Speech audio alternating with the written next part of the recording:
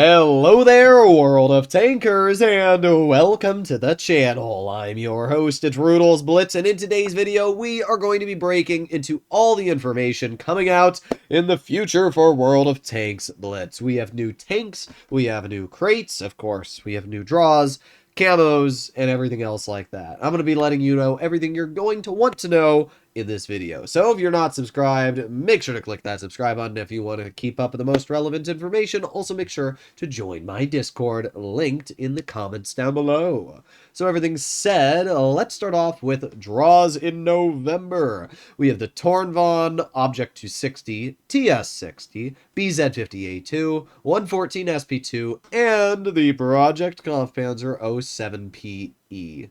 This is a lot of draws. And my personal feeling about draws is they are a waste of money. Why? Well, we have a bunch of draws available here. And let's take a look at something like the 252, right? The Object 252 is around 8,500 gold to 10,000 gold if you want to buy it in the store, whenever it goes for sale. Or you can purchase it in a draw. We can take a look at these stages here. 2,700 gold, 2,400 gold, and 2,100 gold. Add those three together, that's over 7,000 gold. That's now 9,000 gold. That's now 10,000, 11,000, 12,000. Add all these other stages up, and you're probably looking closer to around 15,000 gold. And all you're getting in return is a mega container, some collectibles. I mean, sure, you could get lucky, but the point being, if you want a tank, it's cheaper to buy it in the store when it is for sale rather in a draw. That's what I'll tell you. A great example is the Object 260. Wargaming is going to be putting an Object 260 draw into the game. It's 17,500 gold right now. You can get it with some crates and everything else for 20,000 gold. Why would you ever spend 30,000 gold on a draw when you can get the vehicle just for, a flat 20,000 gold? It doesn't make sense to me. Don't waste your money on these draws. Wait for the tanks to come out cheaper. The only draws that I would keep an eye on are the 114 SP2 and BZ50A2. The reason why is the 114 has not been sold outside of crates. It will be expensive, but if you did want to get it after the buff, it is a solid tank, not a terrible shout. And the BZ50A2 is a tank that, has not been sold yet outside of a Black Friday style event where you have to spend $200 to get it. I don't even have it on my main account. So this is a vehicle I'm actually looking forward to getting on my main account, but it's just a worse 50 TP. If you take a look at the tech tree, we have the 50 TP. And this tank has tungsten, it has gear oil, it has more damage per shot. The only real disadvantage is a little bit worse pen. But apart from that, the 50 TP is better in every way, including armor. I don't really see a reason why you would ever want to get your hands on the BZ50A2 when it's going to probably be like 30,000+ gold to get your hands on this tier 9. An absolute waste of money.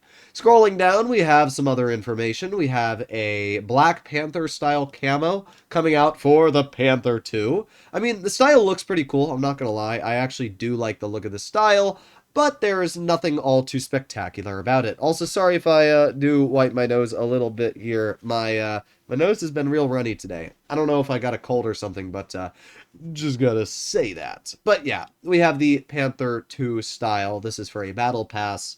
It's alright. I'm not the biggest fan of it, but really depends on whether you like it or not. Now we have the Vickers MBT, a new tier 8 medium. I did a full preview of this vehicle. I'd highly recommend to check it out. This thing looks incredibly overpowered. I could be wrong. Maybe they'll nerf it by the time it's released. It may look like a Vickers Light. Trust me, it is not a Vickers Light. This vehicle has incredible levels of upper plate armor. Its turret is literally impossible to pen, basically like a Centurion RAAC, except this tank has over 350 damage per shot. It has great gun depression, and it seems to be really mobile. As you can see from the description, heavy tank armor, heavy tank gun, medium mobility, light tank top speed. This tank looks insane. Unfortunately, the crates are just like every other, 5% drop chance, but at least it does have a charm, so if you spend enough money, you will get it. Something I made my previous video on talking about, which is super important to know, is that Wargaming is going to be merging all the servers on February 2025, so if you've not changed your account information, if you have the same email across different servers, make sure to change it. You will get a pop-up. If you get that pop-up, make sure to unlink your accounts, because if you do, you will probably lose your account info if you don't. Well, actually, you won't lose the info, but Wargaming won't let you log into the game past February 2025 until you change that. But yes, Wargaming is merging all the servers. EU, NA, and Asia are all going to be one server, which is pretty cool, actually. I don't know what to think about it yet, but I'm rather excited. Now we have some camos coming into the game. We have the Eric Concept 1 camo. I find it incredibly stupid from a marketing standpoint that they are releasing the camo after already having released the tank. That doesn't make sense to me. Maybe what they're trying to do is something like the Cobra, where the only way to get the Cobra special style was after you had already purchased the tank, to then gamble in crates to try and just get the camo. It was really stupid, and maybe that's what Wargaming is trying to do. They're saying, hey, you already spent X amount of money getting this tank, now spend another X amount of money trying to get the camo. That's possibly what they're doing, if that is really scumbag behavior. The camo looks cool, but I just don't understand why they are releasing a camo for a tank that has already been released. It just make the camo at the same time you release the vehicle. Wargaming. We have the Progetto Contracaro 55, and this is a really, really cool style. It's a Christmas style. We had the Tiger 2 style last year. I think the Tiger 2 style was better, but this isn't bad. We got a little copper heatsink on the back. We got little Christmas lights. It's not the most amazing style ever, but it's cool, I guess, if you want to have a holly jolly vehicle. We have a T30, I'm going to call it Medusa. I don't understand why Wargaming is putting this into the game. Personally, I think it looks terrible, especially when my T30, which is the skin from PC, looks 8 billion times better. Why can't you just put this in the Blitz Wargaming? You already have the files. You can literally just take it from a modder that's already given you the implementation. But no, that's too easy. Why would we put an amazing style that looks great into the game when we could put something that looks absolutely terrible like a 5-year-old drew? Whoa! We have the Titan Strife, which is a new Titan vehicle. We have the Titan Charioteer, the Titan 54, and now we have this, which looks really cool. I'm not sure if it's a heavy. I think it's a medium, if I'm not mistaken, but the tank looks sick. We can see the overall design of it, the upper plate. I'm actually really excited for this tank, and I'm interested to see how its armor is going to be. It doesn't appear to have like a lower plate. I mean, maybe it does, and it's just really bad pictures taken from Ace in here, but it looks really cool. I'm actually really excited for it, so we'll have to see what the vehicle plays like, obviously, when it is released, and I'll have a full review and guide up on it, but yeah, it looks sick. We have the Scorpion G Black Friday style. Looks really cool. I'm going to call it the Constellation, because that's exactly what it looks like it's based off of, constellations. I think this looks sick. Some of the camos Wargaming does a good job on, some of them they don't. And this one I think they actually did a good job on. Unfortunately, it'll probably cost a crap ton of money, and you won't be able to get it with probably outspending, without spending money on the tank itself. So we'll have to see. I think this one actually looks really good, though. So let me know in the comments what you guys think. By the way, update will be out in around 2 weeks, which is pretty sweet.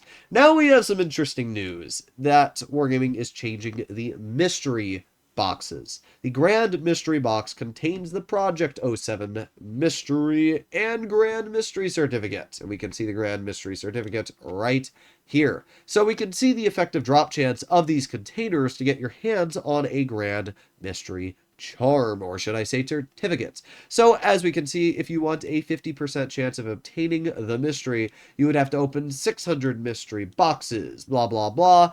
If you want a 75% chance, 1,200, and a 99% chance, 4,050 charms, or 4,050 crates to get 26 charms. In other words, yeah, getting your hands on the Project Kampfpanzer 07 PE is going to be nearly impossible. Probably like another AE Phase 1. Great job, Wargaming. Hopefully they release another way to get it, but we know how this game works. They probably want to rip you off quite a bit. And then we have the final bit of news as of now, which is the Aces event. You can get some legendary camos for the AMX 5120, Grill 15, Semovente Contracar 64, Tiger P, and KV2. But to get them, you need 150 aces in 10 days. What the frick? That's not possible. Like, you would literally have to get over 10 aces a day. The average player doesn't have 10 aces on their account. I mean, if we go to just some random game I played here and we click on, I don't know, this guy, right? 20,000 games. How many aces does this guy have? 48. Wargaming thinks that people are going to get 150 aces. Like, bro. People that have the skill to get X amount of aces probably already have these camos. It's people that don't have them you should be giving the camos to, but oh well. At the end of the day, Wargaming has a lot of stuff coming into the game, and hopefully I shed a few brain cells on what is exactly coming out. So make sure you click that subscribe button down below, and if you'd like to see more content like this, you know what to do. I'll see you in the next one. Bye-bye!